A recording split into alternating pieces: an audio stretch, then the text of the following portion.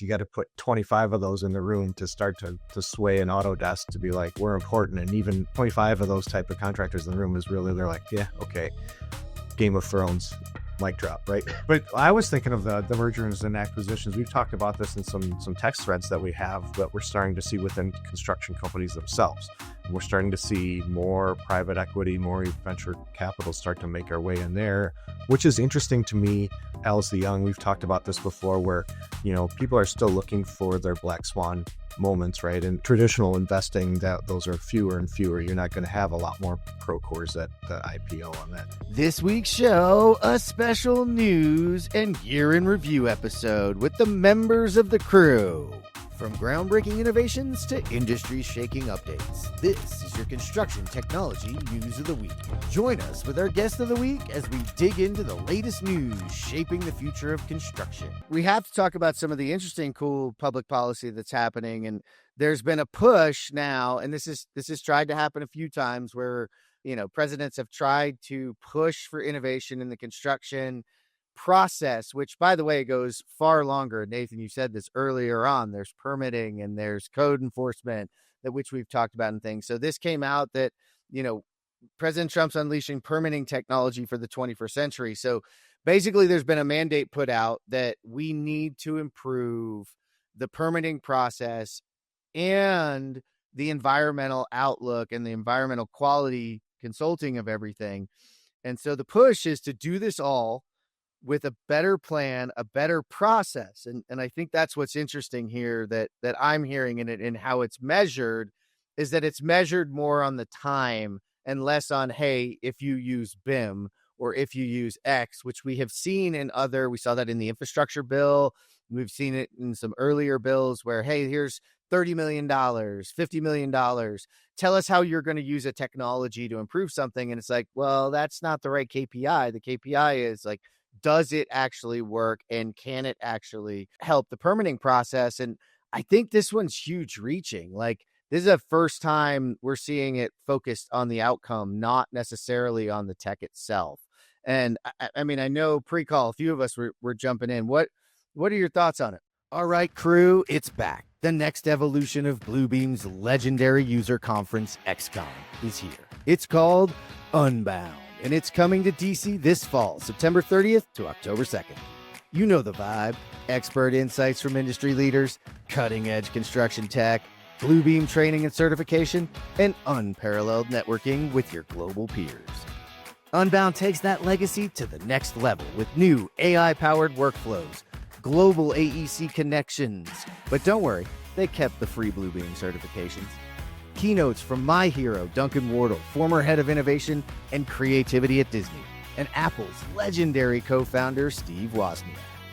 Use our exclusive code, UNBOUNDTHECREW, for a discount, and join us as Bluebeam evolves and leads the digital construction movement. Register now at unbound.bluebeam.com, and we'll see you there. Use code UNBOUNDTHECREW.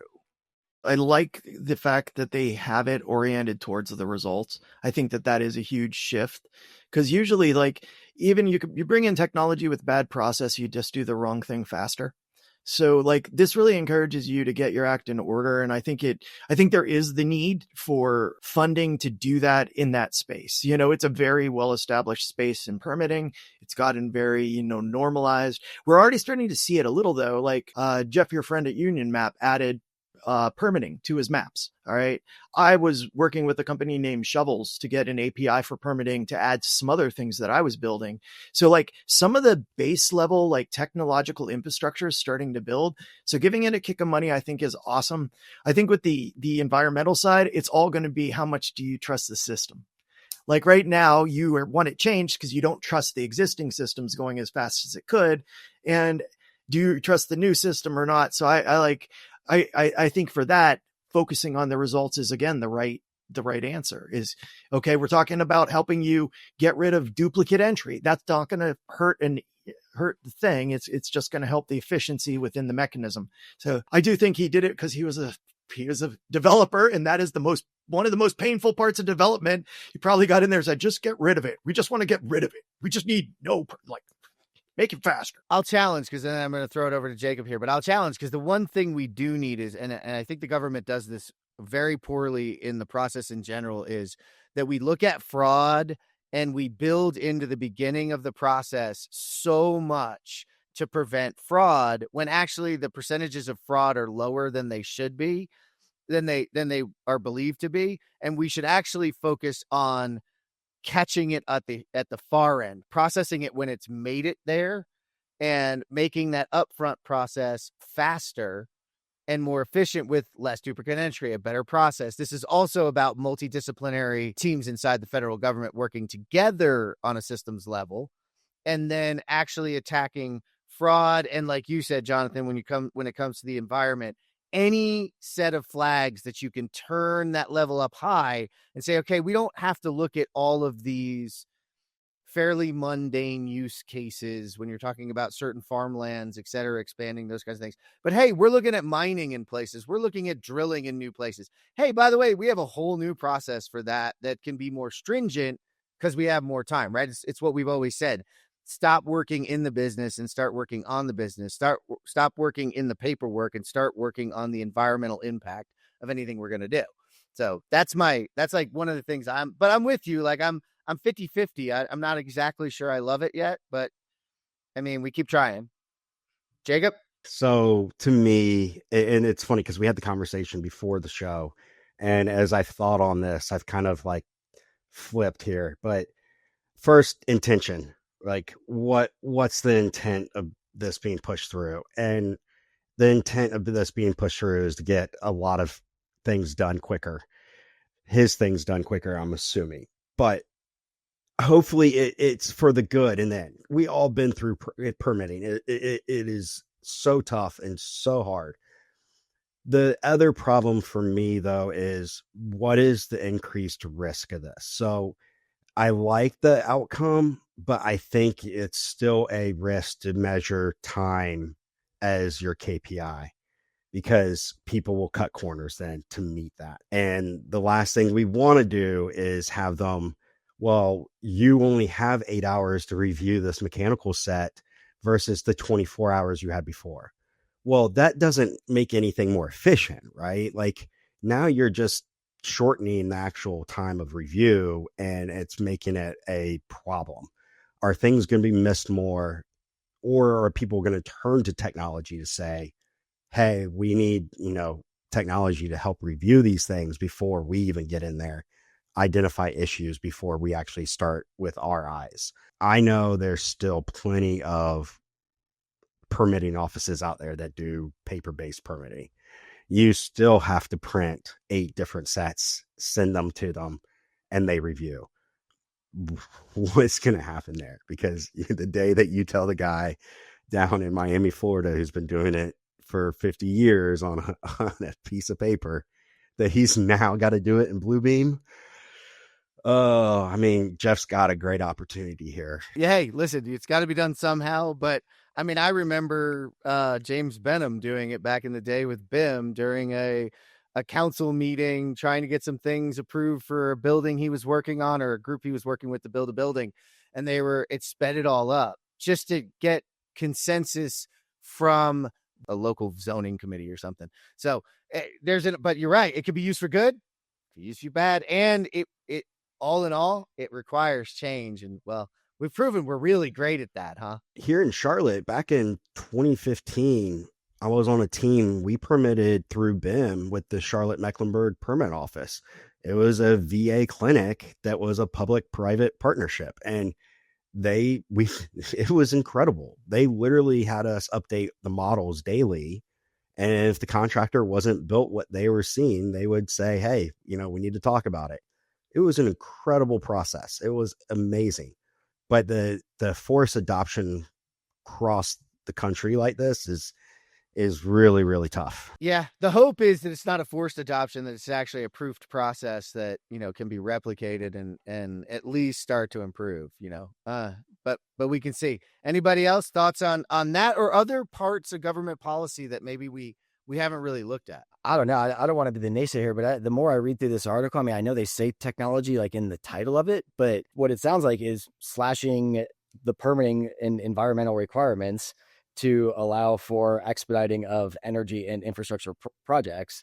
And so, yeah, if you are pro infrastructure and anti-environment, then this is a great thing for you. And many of us are, but if you happen to be pro-environment, you probably are very scared by this because I think there are a lot of environmental impact reports and things that do really slow down these projects. And that's essentially what he's saying without saying. He's like, oh yeah, I'm just going to slash that stuff. And so what are the unintended consequences of not doing those environmental impact reports? I mean, America is the great experiment, right? Like, I guess we'll find out. I would rather us not do the environmental impact reports. I would rather we get to them faster and we allow more time for them and more review of them, and that they're more of the focus of the process and less of, Jacob, that person going through all that paperwork that you just handed them, and actually focusing on what will this do to the local environment and how can we make sure that we've dotted I's and crossed T's. Now, we do know where it came from. So every group has its own leaning with them. You can't get away from with them no matter how you feel. Anybody else got thoughts, Jonathan or Travis? I was going to tack on to Nathan. Like and we've talked before about how my mind works with government. I don't like anything from a federal level that just applies across the board. It's the unintended consequences that are always in that type of stuff. I would have probably, I think, Jacob, you're in, then Jeff, you reiterated this, was like, start with a test case in a region. Let's work it all out before we just wave our wand and say this is how it is. That's always the unintended consequences when you're doing something for close, for a country as big as ours with close to 400 million people. There's just so much in there that you don't know that's what's going to happen. On the surface, yes, if it speeds up the building process, again, on the surface, I could be for that. It's just kind of what all happens in that process that we're not thinking about. I think it's a lot about where do you think the process is today?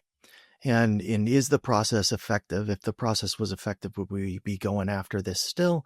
Or is it just, like you said, is it just, hey, we don't like that you're saying no to environmental protection in these areas, and we are going to make something that is a mechanism to get at it? I'm probably pretty close to Nathan's view on it. And I think they kind of said, we're going to cut down all the time with permitting. And then they said, how are you going to do that and still be safe? And they said technology, and then left it at that, right? Like, that's a great way to, like, I'm going to cut my time. I'm just going to call it technology. It's great.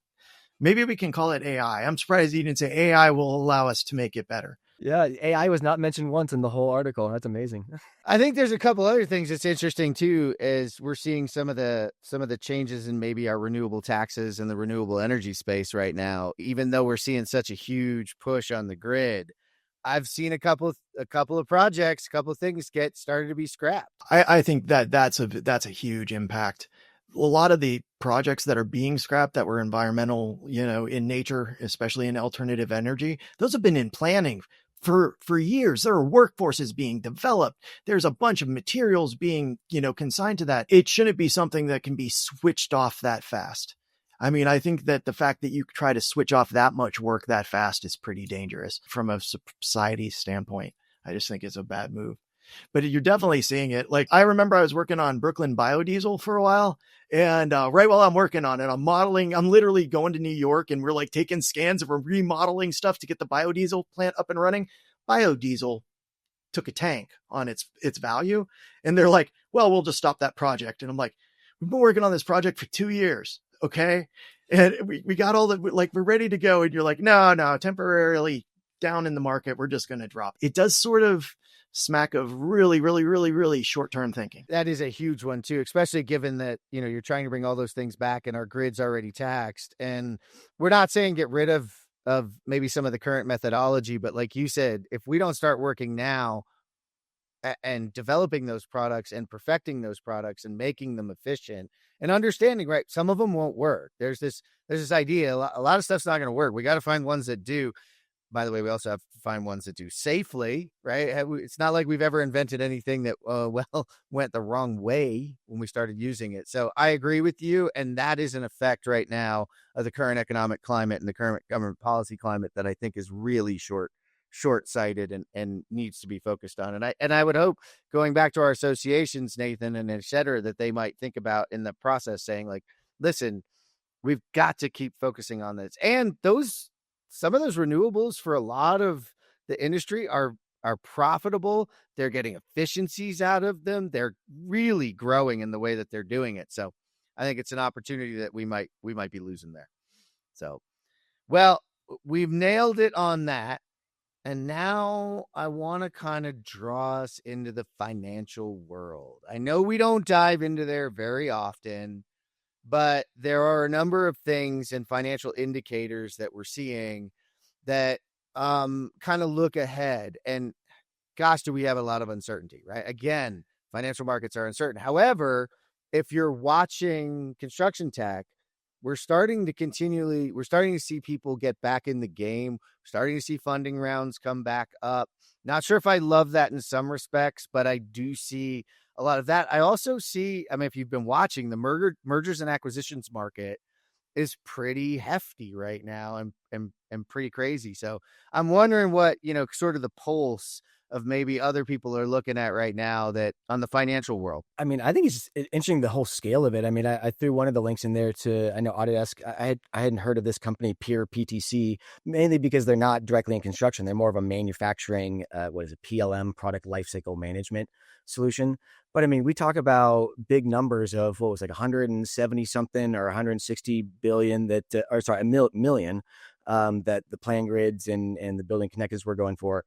This PTC is a possible $25 billion deal that Autodesk could be acquired. I mean, just the scale of Autodesk, and like we complain to them of like, why don't you care about us? But frankly, like we are such a small section of how big they are. I feel like we almost have to realize sometimes like how big of a company they are relative to a Procore, relative to some of like what we would appear to be their equal competitors. And it's, again, we don't often think about what drives their decisions and how their world works. Because at the end of the day, money drives everything. So I think it's just an interesting context in all of this, and just to show that, there is still some crazy money getting thrown around. We forget that in construction, especially when we talk about Autodesk a lot. You forget that we are a very small portion of the business that they do. Anybody who's been to AU has had that kind of reality check when you get there and you're looking around going, wait, where are we again? And they're like, what are you with, construction? So you're going to need to get on the tram and go that way. No, I'm kidding, Autodesk. I'm kidding. Actually, they've done well and have, different sections on their floor, but you do start to realize just the enormity of that company. And to look at a $25 billion acquisition.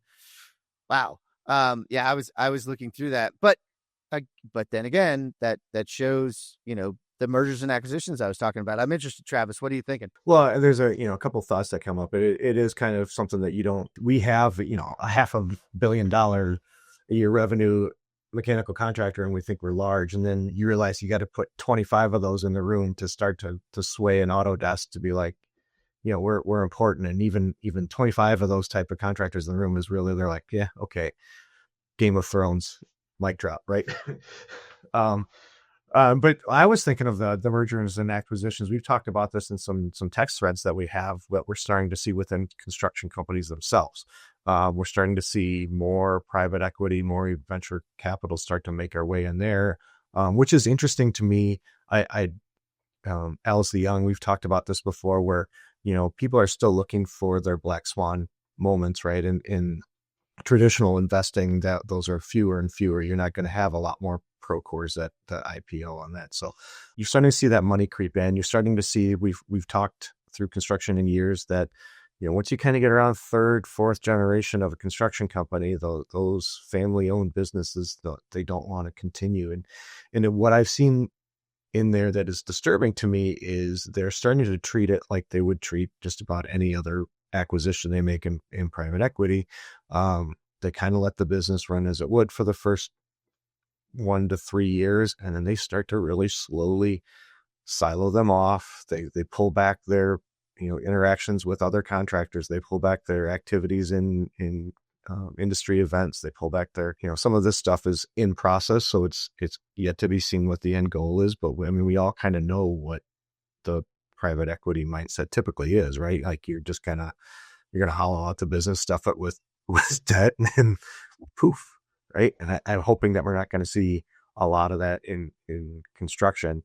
We do love the giant contractors, right? Those guys do some really cool work. They're really fun to work with. But there's a lot of that mom and pop to mid-sized contractors.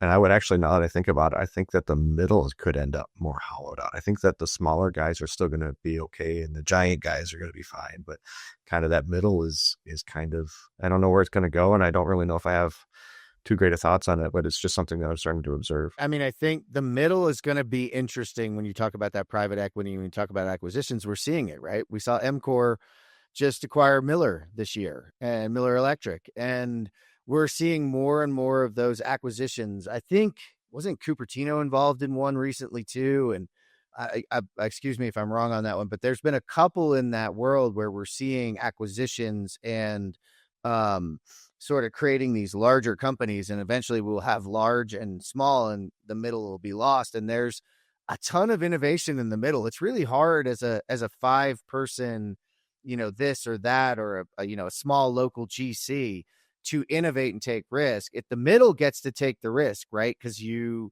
have a little bit less people impact, you have a little bit more control over it, in my opinion.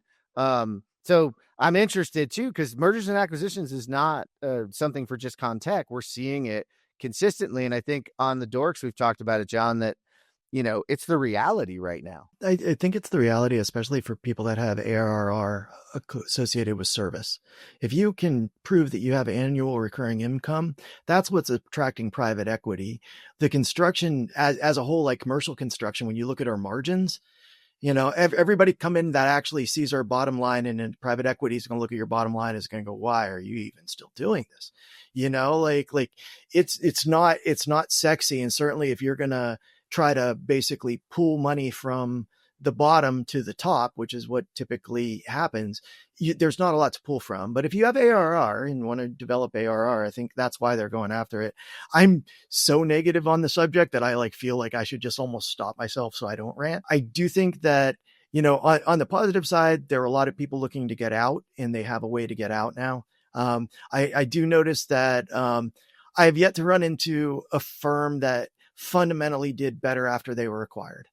Like one that's, oh my gosh, we got the acquisition and now everything's just wonderful and beautiful. So I might live in a bubble where everybody else is having a wonderful, beautiful time. But for me, it was like the owners got paid off and half of us got laid off. And at the end of the day, I get the argument that things are about money, but there's communities and people and a kind of planet that we are living on, that we have to live with each other. And if everybody's unemployable and unemployed and getting laid off all the time, it's not a positive. I actually personally, and I'll stop my rant after this, can't see a lot of difference between this and trusts back in the Industrial Revolution. So the idea that antitrust doesn't apply to this is disturbing to me, because it's going to do the same thing. And you're right, it's going to wash out the middle. The beginning, or the small companies only survive if we don't legislate them out of existence, which you can do. And I would say that's on the software side too. We have software that used to cater to small businesses. It now caters to PEs, and the PEs know it, and and you can see them pulling the levers on the features. This is a feature that's only going to work for big companies. This is a feature that's only going to work for big companies. This is a feature that's going to actually cut out small companies. And I don't know how intentional it is and how much it's just, if you're going to support a big company, it's tough to support a small one at the same time. Hold on. We want that. And I'll go to Nathan here, but in to that point, Jonathan, it's a dollars investment thing. You don't see a ton of them, I think, that talk about it when it works. They talk about it when it doesn't work, right? That's part of it. But I'm interested, Nathan, what was your counterpoint? I'm not going to argue the PE side of things, because we've had that debate, and I'm with you on that. But EMCOR, for example, is a publicly traded company. And there are a few others that AECOM and Jacob, again, more on the engineering design and program side, but as more and more large construction companies go public, how does that change how they're now held accountable for financial reporting? What is their overall health of their projects? How does that change their requirements of what they need to report? There's questions that I think if you talk to economists, they don't know the answer, because financials don't track to that level of granularity.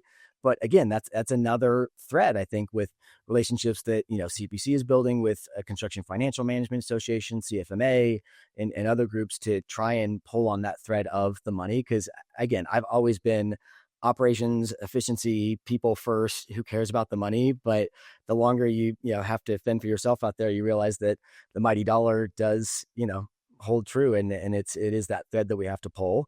And so the more we can tie this stuff to where is it impacting the bottom dollar, and create systems like publicly traded companies that have to use that XBRL financial reporting standard, can we actually funnel that into a good thing? So yes, there are a lot of bad things to consolidation and large companies and the little man, but there are some potential good signs. This is what I was thinking about, Jonathan, and I lost my train of thought there for you. But you were talking about whether it's venture, whether it's PE, whether it's M&A, and then influencing what they're designing, things that were designed for smaller companies that are then focused on the larger companies.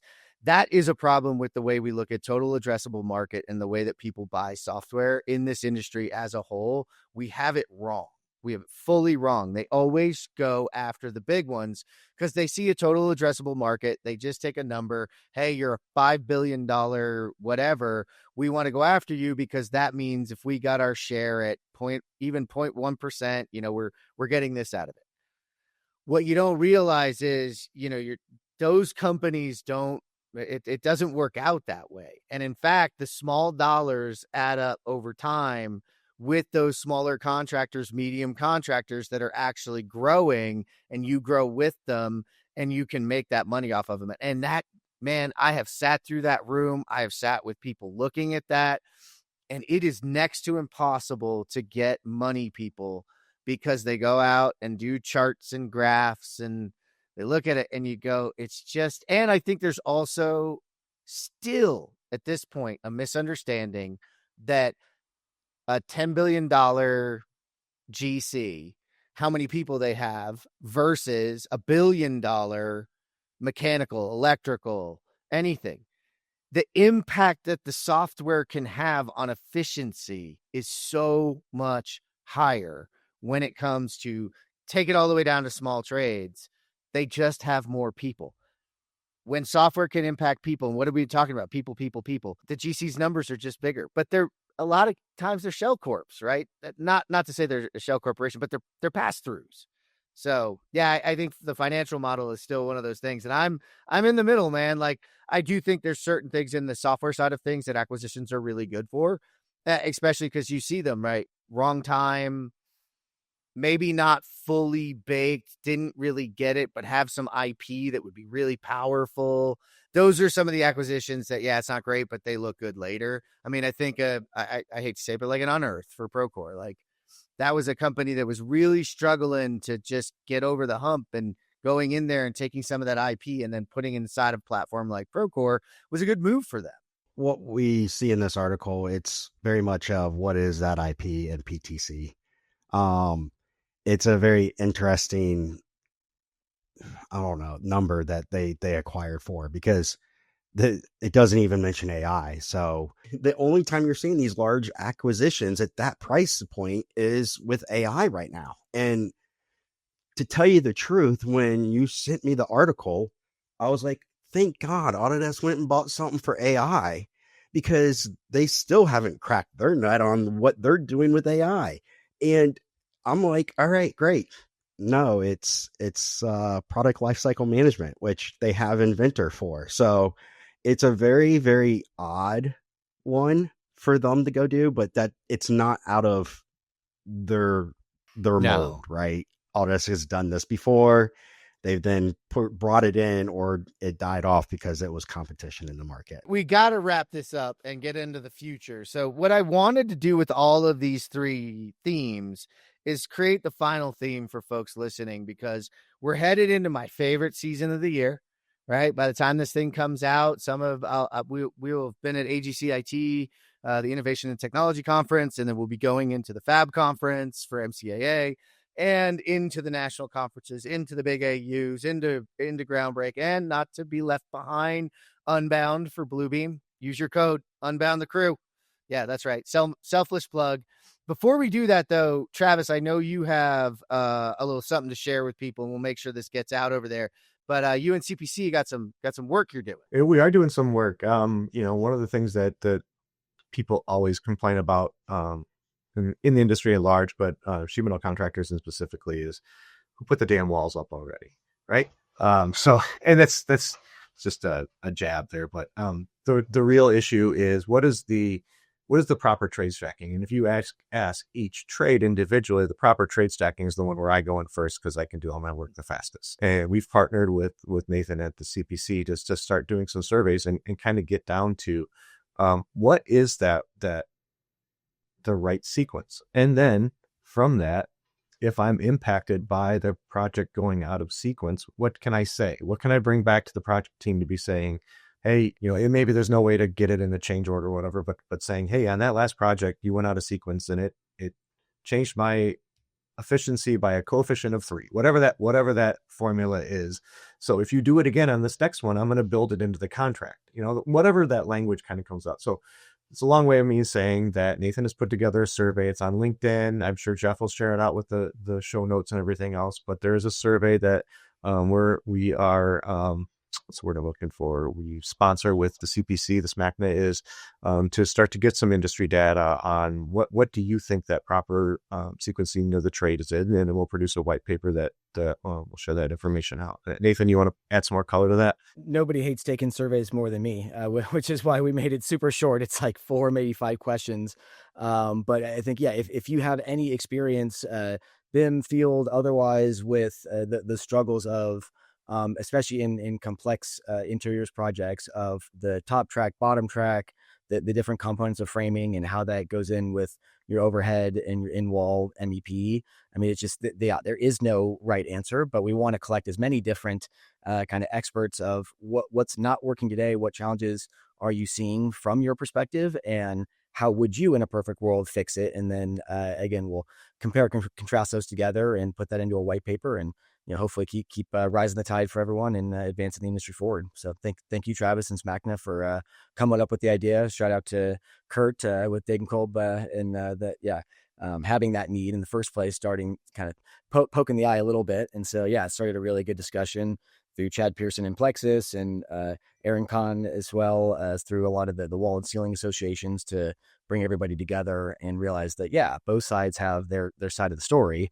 And until we collect all sides, we can't really propose a good solution moving forward. And we'll report out on it. So once that white paper comes out, you'll see a new episode here, because hopefully you've already noticed that the CPC and the Contact Crew have come together. If you're reading your newsletter, you know that now. And if you don't, well, then sign up for the newsletter, people, thecontactcrew.com. We're wrapping up. So I want each of you to sort of give like your 2-minute, hey, you're headed out, you're going into conference season, you're getting your bag packed, you're getting your mind ready. What should you be focusing on? And Travis, I want to start that back with you after your nice plug here. What are some of the things you try to tell people before they hit a show floor and sort of get overwhelmed? The thing that I've always learned from or try to away is like, some people say like bring away 3 things. I like one, if there's one concept or idea that you can get from wherever you're going that you can come back and actually implement, that's important. Being able to report back to your people. I think that sometimes we lose focus on the fact that, like if you're working for a company and they send you to a conference, right? It's not just for your own personal growth, right? You need to be able to report back to the people. And I will also say, as we're kind of getting into, we've hit it on a couple of times, like the age of AI and everything like that. I think that we are starting to also see a trend where I can't remember. I've heard it on so many podcasts and read it in so many articles where like people are kind of getting dumber from using AI way too much. So when you go into these, most of us are going to all these tech conferences, really be mindful about what their AI says it's going to do, and where's the human involved, where's that context, where's that decision point, because we really don't have tools that are going to dumb our people down, right? And I think that, and again, you just don't want to fall into the hype. So really be mindful and do some real research on,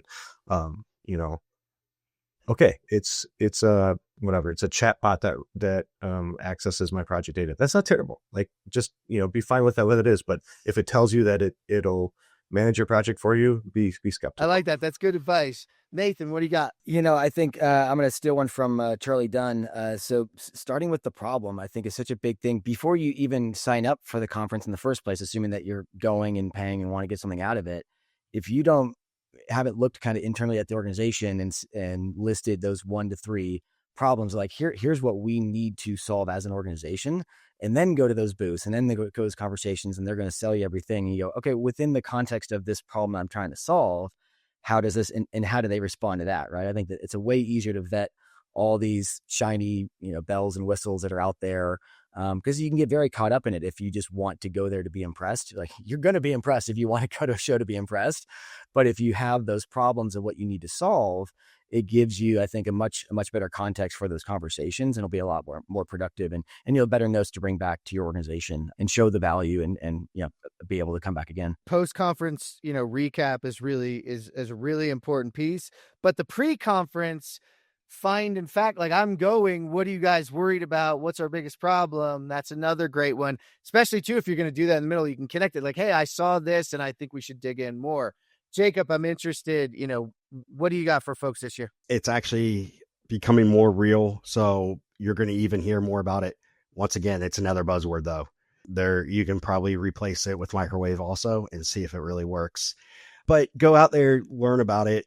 I think I'm going to go on top of Travis and Nathan here for this, but what's it solving? And actually ask, did they go and do the research and figure out what the problem was before trying to solve it? So there's a lot of solutions out there that they think they know problems and they think they created a solution for it. Did they intentionally go do something, or did they just ask AI if we could solve a problem with this? That's a sweet wrap right there. Jonathan, what do you got, buddy? Oh, I'm super systematic on this one. And if you've seen me at conference, I'm super systematic about it. I first, Nathan's definitely right. Jacob's definitely right. Know the problem statement of your company. There's a ton of them, but know them well. But I would say this, you're going there to find like digital workforce. You're adding to your digital workforce. So go there with a list of jobs that you're trying to fill. These are jobs that already exist in my company that are being done by a person or being done poorly by technology that I'm going to fill. I want to deliver drawings to my job site. All right. That's the job that I need to be done. Can you do that job? And when you talk to the software providers, it's very specific. And I would actually say, talk about it as if you were going to hire a person, write a resume.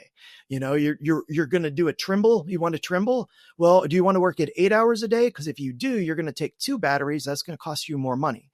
So like understanding what are the jobs that need done in your business, writing up a resume. Absolutely, you should do that before you walk in there.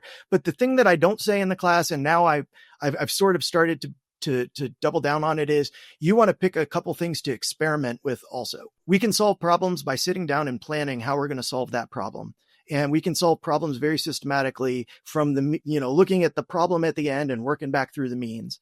But sometimes you get to the answer by experimentation.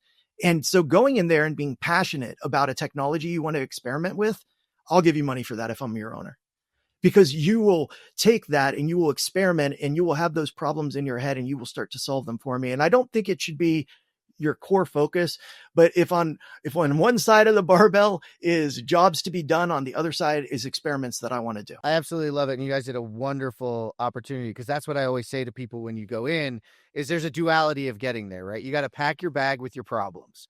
You got to know what those problems are. You got to have the highest and have them ranked so that when you're hitting that showroom floor, right, you're going and looking for specific things. And I tell people, go into it and set your mindset when you're going onto the showroom floor for, hey, these are the problems I've packed. These are the problems from my other people. These are my standard operating procedures and the way I do things, and focus and go in and really search out those things that are looking as though they may be able to help you with it, and have those deep conversations. Like you said, Jonathan, I love the fact that, you give everybody a job description and it's a digital workforce. Like we're hiring them not to replace that person. We're hiring them to do a job that it can do better, so they can go do other things for us. We said we have a deficit. We're not trying to replace you. We're trying to amplify you. And that is a great really good way to go about it and prepare. And then I think you leave and you do your favorite kind of reset thing, whether that's an amuse-bouche and you eat something or you have a cocktail, and you open up your mind to what's out there from an R&D perspective that I should really look for. And that's where you walk in looking for trends, and there's always 10 new of them, right? They have right now .ai at the end and they solve all your problems. But there's a truth to looking at that and to just knowing that future and really being ready to absorb it. So you get both. And then to me, guys, I say this all the time, go through the program, pick some of the hot ones, but pick some of the boring ones, please. And I hate to call them boring because they're not. And I know John teaches a lot of them, but it's like, this is how you do your process map. This is how you look at your construction technology stack. This is how you do this. Because by the way, we don't sign up to do those things, and he doesn't sign up, and a lot of the other people don't sign up to do those things. At ours, Troy DeGroot is going to be out there teaching a lot of the essentials. Like, they don't do that to hear themselves speak. They do that because they really care about making a difference and teaching and changing. So make sure you get that nugget out of every one of them and go to one of some of the more, I hate to call them boring because they're not. They're real tactical. So that's my thoughts. Guys, this is so much fun. We don't do it enough. We're going to have to split this up into 2 episodes. Travis, thanks for joining us today, man. I know you got to get rolling. Yeah, thanks for having me. It was great talking to all you guys. Nathan Wood, thank you, buddy, for sitting down and enjoying us, man, and enjoying the time with us. I love the contrarian in you. It's just getting stoked more. I like it, but I do like the rounded out beard. I'm going to be on. Yeah, it's fun. The mustache had its time, but it's back to business. See you in Movember with that one, and you'll have a better excuse. Jacob D'Albora, my digital twin. Thanks for joining us today, my friend. Absolutely. And RIP Hulk Hogan, legend. Good thing I'm not going to just rip my shirt off here for everybody on the podcast, but I appreciate the time, Jeff. And probably the only one who can do that flex better, Jonathan Marsh. Man, I just really enjoy the way you break these things down. It's always fun to have you in this little news. I know you don't give yourself enough credit, but in my world, I learn a lot from you, man, and I appreciate it. Oh, I love being on here, and hopefully private equity doesn't key my car, so we're good. Thank you for tuning in today to geek out for the construction technology news of the quarter, the year, whatever you want to call it, with the crew. To read all our news stories, to learn more about our guests, and to listen to this show, visit thecontentcrew.com. This is the Content Crew signing out. Until next time, enjoy the ride and geek out.